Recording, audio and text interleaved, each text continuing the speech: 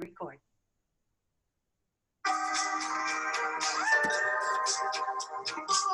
Aloha from Nancy Crossan, your Director of Education. I'm getting excited about our meeting in Hawaii, and I hope you are too. This is the last webinar that will be presented under my directorship.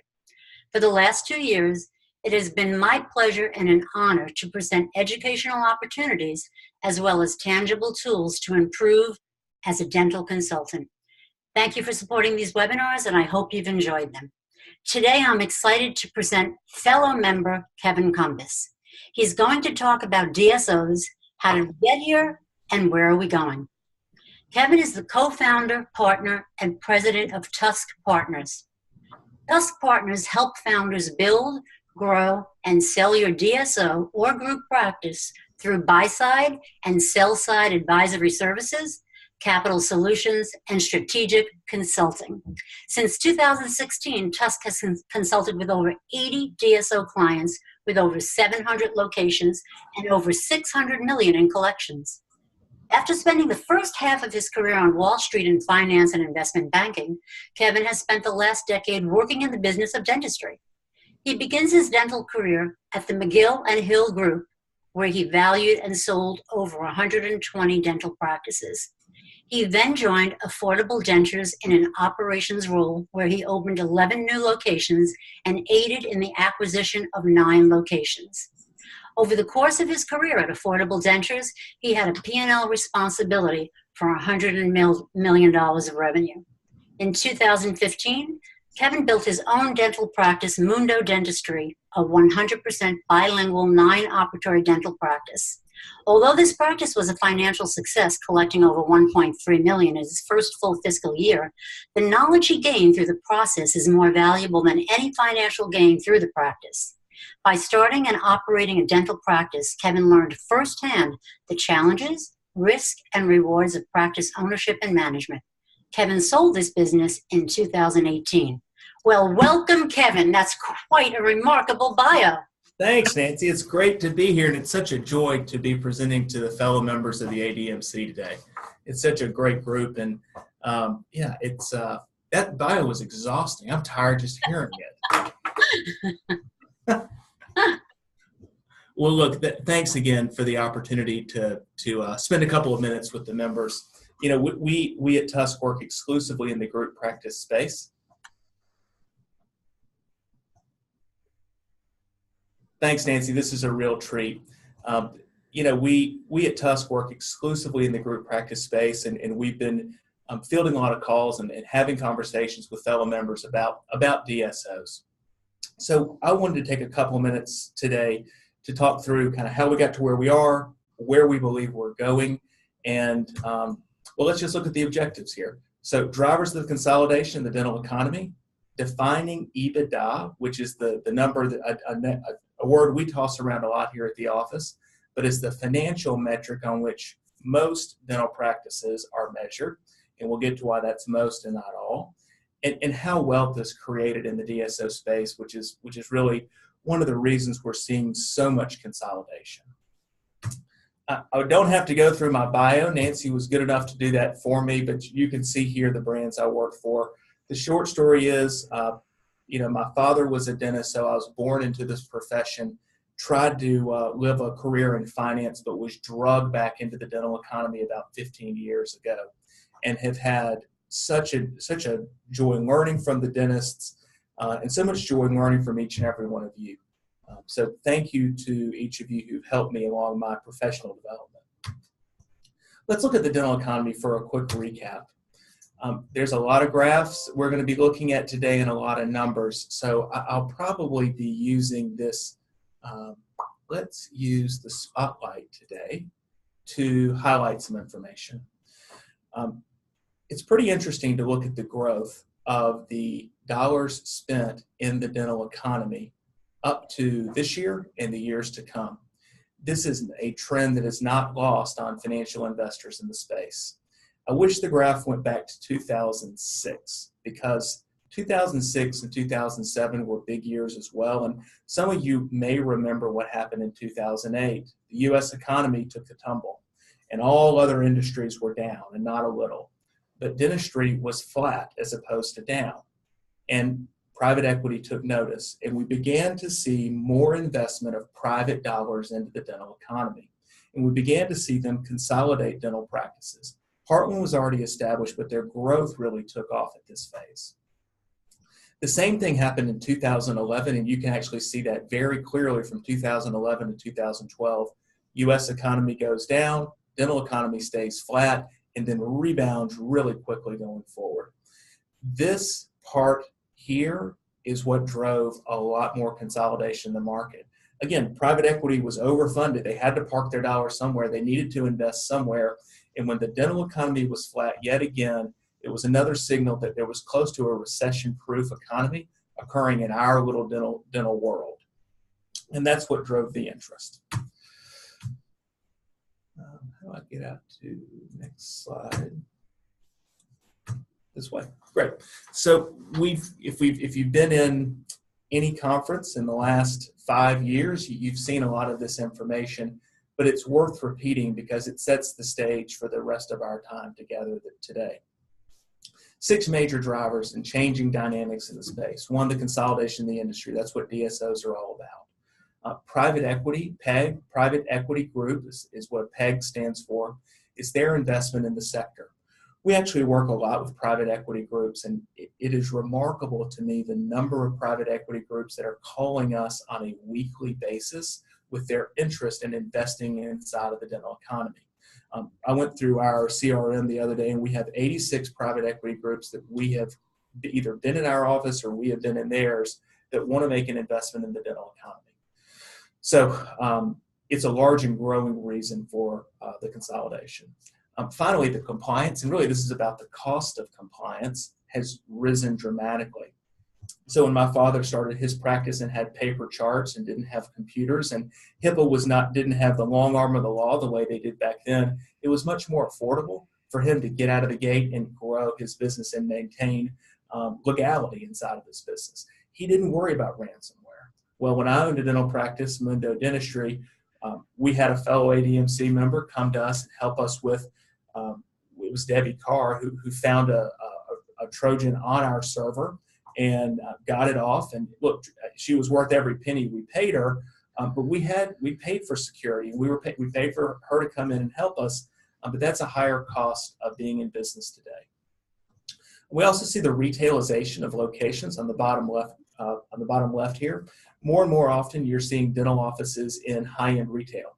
We built MUNDO at the end cap space of a well-traveled road because we want to drive by traffic. We see more and more females in dentistry. It's been a trend for many, many years, and there's a crave there to have flexibility in the hours in which they work and flexibility around their schedule. Finally, the high debt of graduates. And this debt now continues to grow and continues to grow.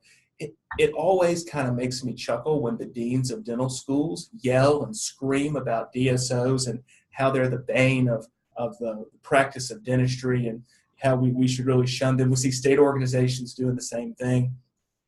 But dental schools are a big part of the problem, right? They come out with all of this debt, and they have to find a job that affords them at minimum $150,000 per year to make ends meet.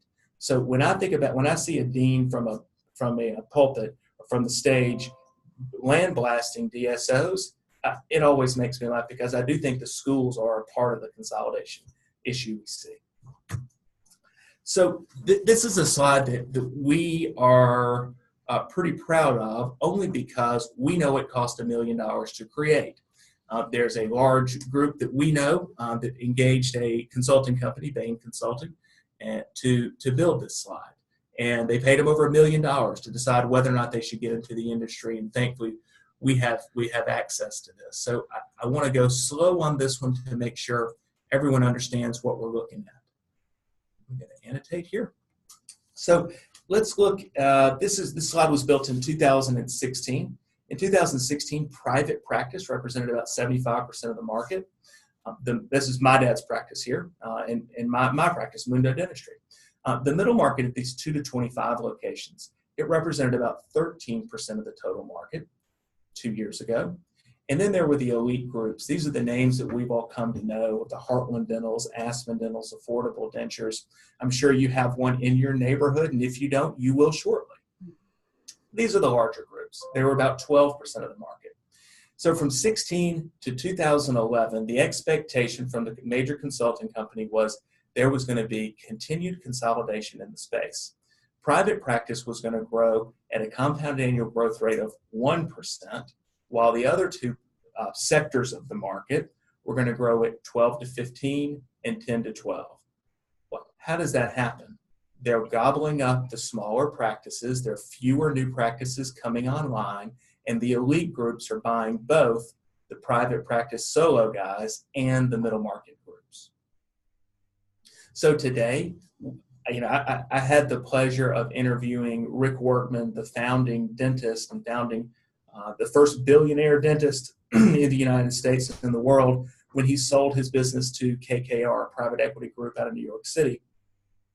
And I asked him, I said, our numbers are saying it's about 25% consolidated. Do you believe that? And he said, yeah, all the numbers point to that. It's 22 to 25% consolidated and growing at 14% per year. So guys, as you're thinking about your business and who you're working with, know that there is some consolidation in the market. It is real and it is material. The private practice sector, I believe, will continue in perpetuity, but it will become a smaller and smaller part.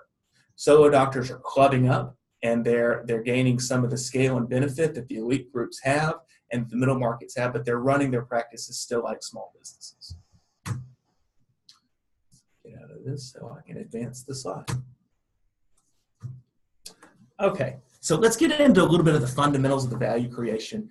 So this is going to be a little bit of math. I'm sorry if you're watching this at night. If you need to get a cup of coffee, please go ahead and do so. If you're up early and already had your coffee, you're in luck because this is the math portion of the exam.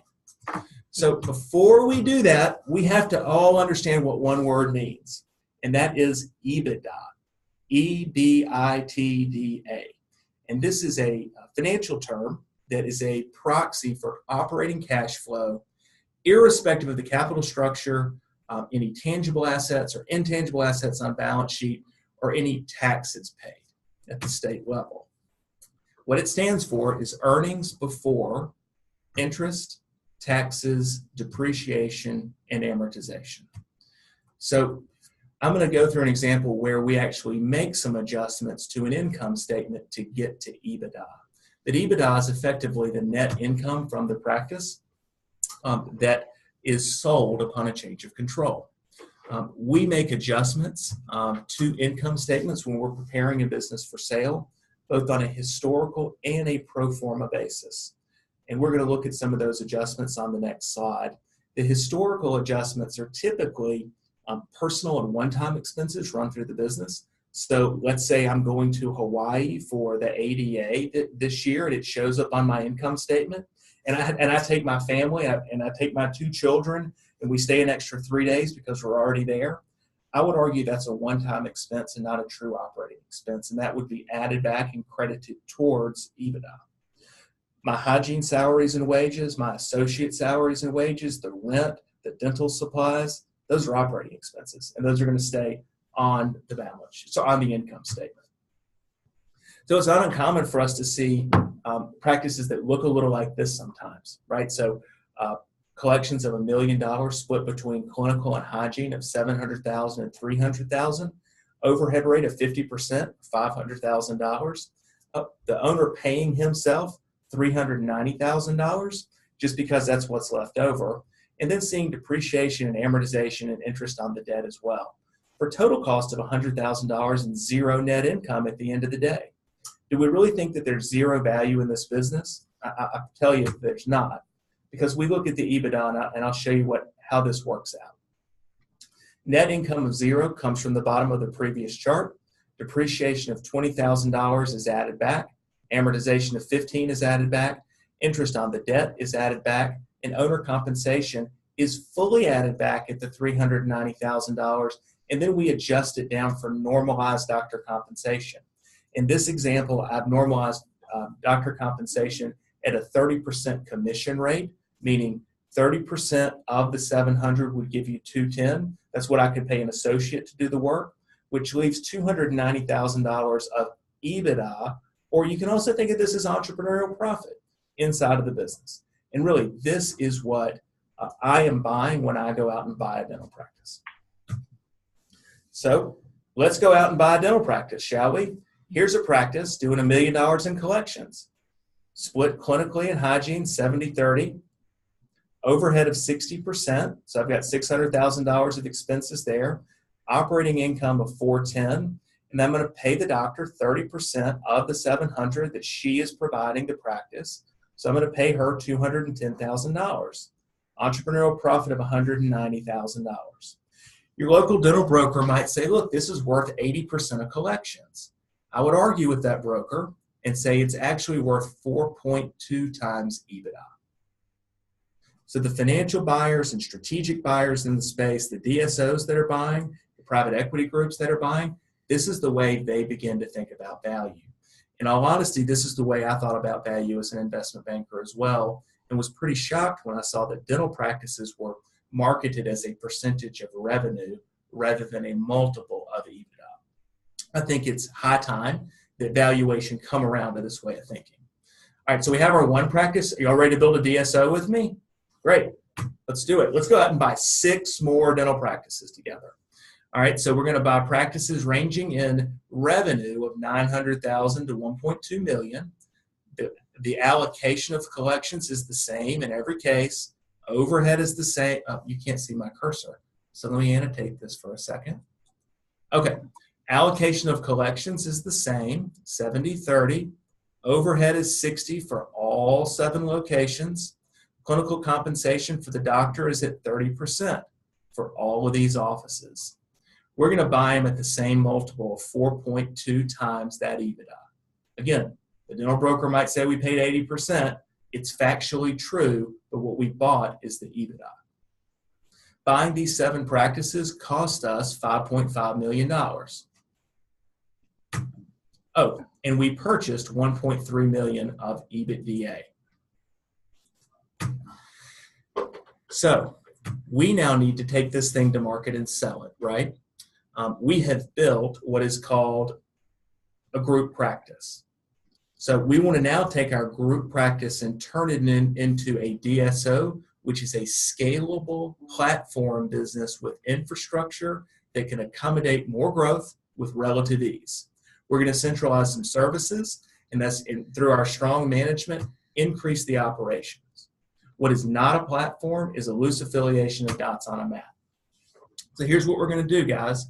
We're going to add some additional revenue, about 5%. Again, this is what we bought. 7 practices doing $6.9 million. We're just going to add 5% of top line revenue for total collections of 7.2. It's going to be split the same at 70-30. And through our great management, because we all know how to operate inside of a dental practice, all we're going to do is drop that overhead by about 5%. We will have to add some additional expenses, management, $200,000 for the CEO because, Nancy, you're worth it, right? Absolutely. Yep, and now we're going to add some other expenses as well. So we tack on about $350,000 of additional expenses. So we've changed our net EBITDA to about $1.6 million. Here's how we increase our collections, and here's how we cut our overhead. But guys, we're all operations consultants inside of the space. We know how to do this. What's the net result? We've increased the EBITDA by $267,000 by growing the revenue and decreasing the costs, all while adding expenses to the management company level. Now you're gonna call up TUSK and say, I'm ready to monetize this asset. We're gonna say, great, let's do it. We've looked at your company, and we think that given what we see, your $1.5 million of EBITDA should trade at or around 6 times. Maybe lower, maybe higher, depends on 100 things, but let's just say this one trades at 6. That would give you an enterprise value of $9.4 million. That's just taking the 1.57 times the 6 million gives you the 9.4. But it cost us something to get here, right? We financed this with debt. So we have about $5.5 million worth of debt, assuming we have paid down no principal and we've only paid interest. We got to pay back the bank. And that leaves us with close to $4 million of cash.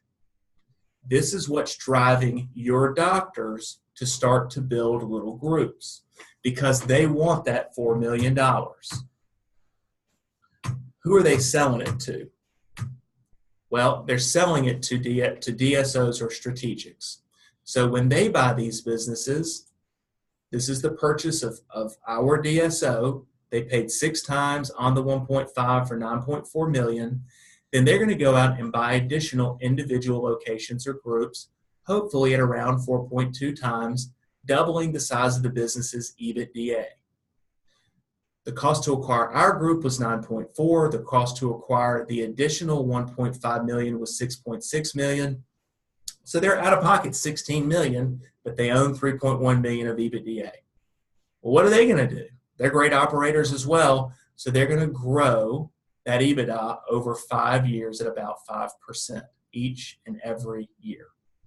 So by the end of the 5th year, they're at 4 million of EBITDA. And they've effectively dollar cost averaged down that acquisition multiple to 4 times through the same store sales growth. Well, they're going to want to sell this as well. So now they're going to call up TUSK and say, guys, we're ready to take this thing to market. We're going to say, it's about time. It took you 5 years. Most of our clients can do it in 3. And we look at that EBITDA and we know the market and we say, my gosh, this thing's probably going to trade at 10 times. 10 times 4 is 40. I can do that math almost all day long. They cost them about $16 million to build this enterprise. So 40 million less the 16 million gives them a $24 million cash return at the end of a 5-year investment. This is why private equity is so interested in our little sliver of the healthcare economy. So if you don't believe me, I've got some deal comps here for you where we can see where some deals have traded recently. I'll just point out some for fun, and we can look at the trends over time. You know, let's look at Western Dental, for example. If you can see up top, this was the EBITDA at $70 million of EBITDA, traded at 8.5 times for a $600 million enterprise value. Let's look at another company that traded at something a lot higher. Jefferson Dental had a lot smaller EBITDA, only 17 million of EBITDA. It traded at 11 times for $187 million of enterprise value. So if you look at the trend here over time, and this is the older trades are on the bottom, newer trades are up top, you'll see the trend. Valuation multiples are going up. And they're, I would argue, at about an all-time plateaued high. This is where we see the market, candidly. Across the top, you will see EBITDA ranges. So let me annotate this for you. So this is $1 million of EBITDA, 2 million, 3 million, all the way out to $20+ million of EBITDA. This is the multiple at which a $2 million EBITDA deal can trade. Somewhere between 4 to 7 times. Between 3 and 5, these are kind of magic numbers in our industry. A $3 million EBITDA business can trade from anywhere between 5 million and 10 million. It's a wide gap, and there are a lot of variables that go into the difference between a 5 times EBITDA trade and a 10 times EBITDA trade. Let's look at the next one. So these are the top 10 DSOs in the nation. All but one is owned by a private equity group. Pacific Dental is the only one that's still private. The rest are all owned by private equity groups. And if you look at their growth, about 50% of them have doubled every 5 years. We know the leadership at Heartland real well, and we know that they need to buy 150 dental practices next year to meet their expectations. And they have no doubt that they will meet that. So there's a lot of forces at work right now in our dental economy. And I think it's helpful just for everybody to kind of get a general understanding of where it is, a broad understanding of where we believe it's going. We don't have a crystal ball, but we live in this space exclusively. And we've enjoyed learning about it, and we especially enjoy teaching about it. So if you want to get a hold of us, you can, and learn more about this type of thing, you can check out our YouTube channel. We've got about 4 hours of video there. Hop on our website, tusk-partners.com. Subscribe to our blog. We put out original written content by our partners every probably 7 to 10 days. And then if you got any questions, feel free to reach out to me directly.